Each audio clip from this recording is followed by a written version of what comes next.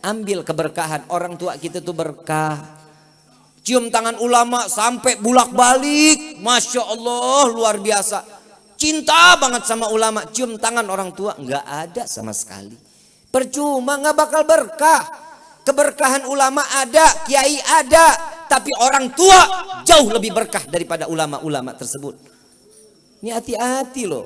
Kadang saya suka gedek. Orang pada berebut cium tangan orang tua. Bodoh amat. Makanya saya sekarang akhir-akhir ini males ngasih tangan ke jamaah. Nggak mau. Kenapa? Saya takut kalau dia nggak cium tangan sama orang tua, saya yang dosa. Dia cium tangan ke saya, tapi dia nggak cium tangan sama orang tuanya. Na'udzubillahi min. Ini hati-hati, jangan bangga sama yang begitu.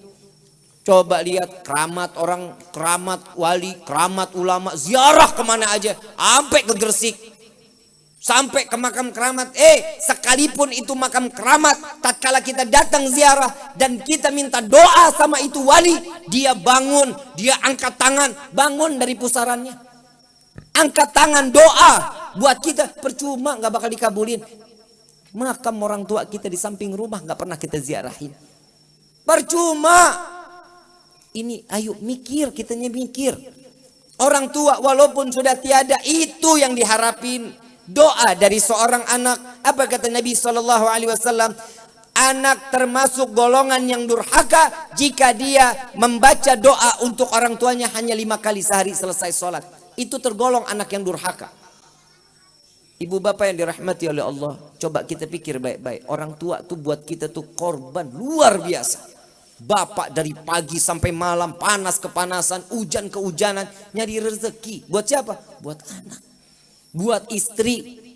Ibu ngorbanin diri, tidur susah, madep kanan gak bisa, madep kiri gak bisa. Kita ada di dalam perutnya.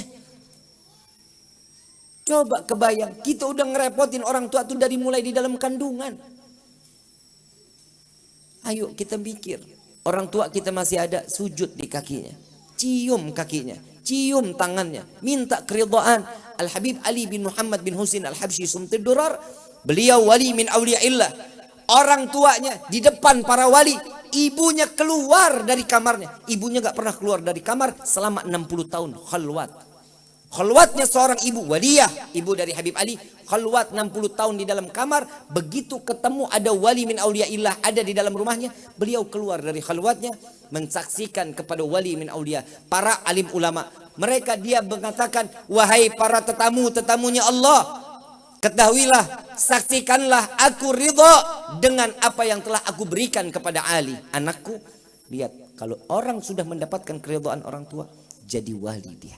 Berkah hidupnya, tenang, jabatannya semua akan diberikan oleh Allah, dunia maupun akhirat. Ini bedanya kita sama wali-wali kita terdahulu. Orang-orang soleh terdahulu, orang tua di nomor 1000-in, teman di nomor 1-in. Bapak dijauhin, ibu dijauhin, bapaknya orang, ibunya orang, malah dideketin. Betul nggak lu? Anak muda nih yang biasa begini nih. Sama ibu susah setengah mati. Begitu calon mertua, nah, tolong beli kacang. Oh siap ibu. Ibu sendiri minta tolong beliin gula, repot. Ntar aja ibu deh, suruh yang lain dah. Coba tuh lihat. Ingat, mertua sama orang tua jauh lebih besar karomahnya seorang mertua. Mertua nggak ada bekasnya. Kalau istri ada mantan istri, mertua nggak ada mantan mertua, nggak ada. Mertua sampai yaumil kiamah tetap mertua. Cium tangannya nggak bakal batal. Terus akan terus menerus terus. Nggak akan pernah batal. Nggak akan pernah jadi, oh ini mantan mertua, oh kita batal wudhu. Enggak, tetap wudhu nggak akan batal. Coba kita lihat ini sekarang kehidupan, ya Allah. Zaman sekarang anak-anak muda katanya zaman milenial. Semuanya saking milenialnya handphone aja kerjaannya. Coba kita lihat, generasi kita akan digerus. Ini khususnya anak-anak muda. Hati-hati. Digerusnya generasinya kita di milenial, dikatakan kita generasi milenial. Jangan hidup terpaku dengan gadget. Jangan terpaku dengan handphone. Handphone itu membawa satu kemaslahatan. Iya, baik untuk kehidupan. Iya, tergantung bagaimana kita ngebawanya. Tapi kalau sudah kehidupannya cuma hanya handphone, coba sekarang. Kita udah berhasil diracunin Yahudi sama Nasrani. Bangun tidur, yang dicari apa? Mau tidur apa? Lagi makan, lagi mandi.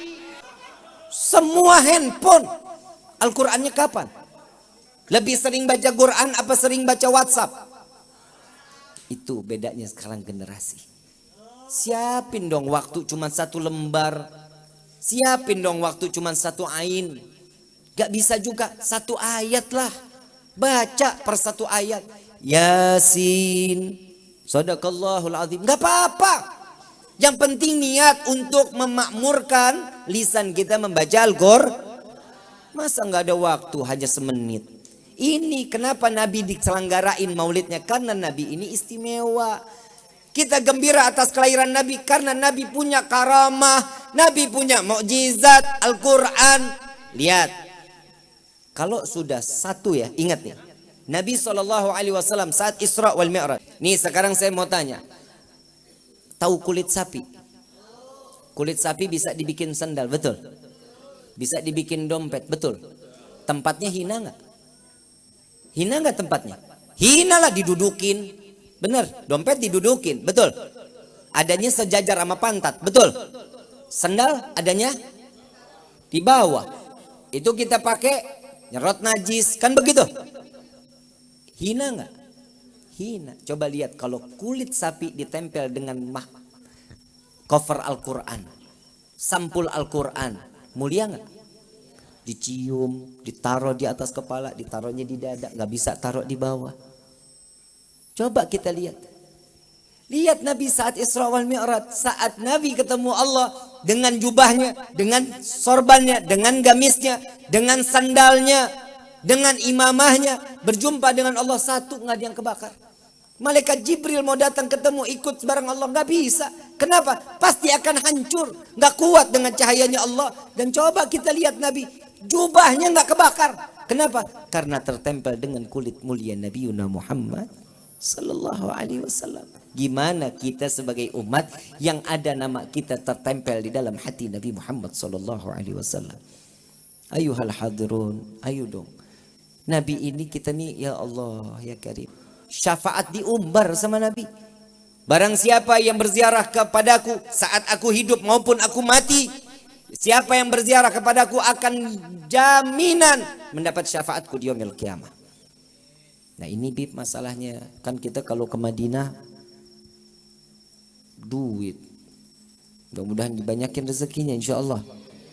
Bisa ziarah, bisa haji, bisa umrah, bisa ke makam Nabi Muhammad SAW. Amin ya Rabbal. Itu jaminan yang akan mendapatkan syafaatku di yaumil qiyamah. Tapi Nabi tahu umatnya Nabi ini nggak banyak orang yang punya duit, nggak gampang buat jalan sampai ke Mekah ke Madinah. Apa kata Nabi? Barang siapa yang membaca doa setelah azan. Apa kata Nabi? Barang siapa yang membaca doa setelah azan ini wajib mendapatkan syafaatku di yaumil qiyamah. Amin ya Rabbal. Diobral syafaatnya. Coba kita, masa sekali sehari itu 5 kali azan, tiap hari enggak tuh kita baca doanya? Lupa kita. Kenapa? Ditutup kuping kita sama syaitan. Keasikan ngedengerin musik. Musik bukan berarti saya nggak membolehkan. Silahkan, suka-suka kalau musik mah. Tapi saatnya azan, matiin dong. Di pause aja jangan, stop, matiin. Dengerin azan, takzim kepada azan. Ini adalah panggilan Allah. Lihat para sahabat Nabi Muhammad SAW. Tatkala mendengar azan, dia lagi berpacul sekalipun lagi macul. Begitu dengar azan, saat dia sedang mengayun paculnya, Allahu Akbar, Allahu Akbar. Ini pacul dilemparnya ke bawah, ke belakang bukan ke depan. Kenapa? Saat dia naruh, dunia ada di belakangnya, masuk ke depannya dengan akhiratnya Allah. Ini yang sudah pasti. Hidup kita betul, kita butuh kerjaan, iya, kita butuh uang, iya. Tapi jangan sekali-kali uang ada di dalam hati kita. Dunia yang ada di dalam hati kita, yang Allahnya malah jauh. Semakin Allah jauh sama kita, kita makin diroyalkan masalah dunia. Tuh hati-hati tuh. Dunia nih, Beb, saya emang gak perlu sholat, ibadah, ngaji, taklim, gak usah. Rezeki saya emang alhamdulillah loba. Jangan pakai alhamdulillah. Kenapa? Disitulah letak tanda-tanda Allah cabut keimanan kita. disibukkan urusan dunia, dan dunia sampai kita lupa kepada Allah. Dan saat kita mati, iman dicabut, mati dalam keadaan dihinakan oleh Allah. Na'udzubillahi min